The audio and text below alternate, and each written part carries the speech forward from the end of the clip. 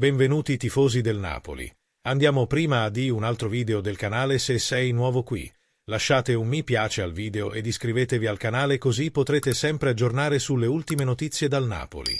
Andiamo al video. Prime notizie. Il mercato è fatto di tante idee, ipotesi e indiscrezioni. I club europei, Napoli compreso, stanno già lavorando per il prossimo inverno e sono già in fase di definizione le trattative per la prossima estate. Giovanni Manna e il suo team di osservatori sono molto attenti alle possibili occasioni da sfruttare. Secondo alcune indiscrezioni, potrebbe emergere uno scenario per la prossima estate. Secondo quanto riportato da Football Insider, Beto verrà messo sul mercato dall'Everton. Il suo rendimento in Premier League è stato finora deludente. Beto ha giocato 45 partite e ha segnato solo 7 gol. L'ex dell'Udinese era un giocatore che piaceva molto al Napoli. Ed ecco perché gli azzurri possono tornare seriamente nel campionato brasiliano anche in vista del possibile addio di Simeone la prossima estate.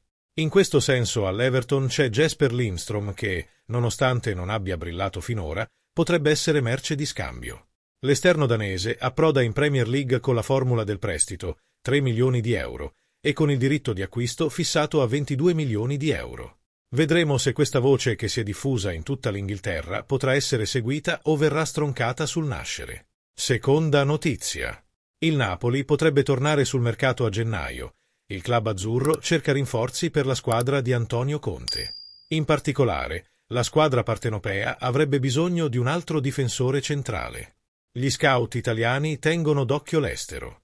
Tra le opportunità monitorate sempre più da vicino resta Jakub Kiwior dell'Arsenal per via dei costi e della possibilità di avere un giocatore subito pronto per il nostro campionato, dove in precedenza ha militato nello Spezia.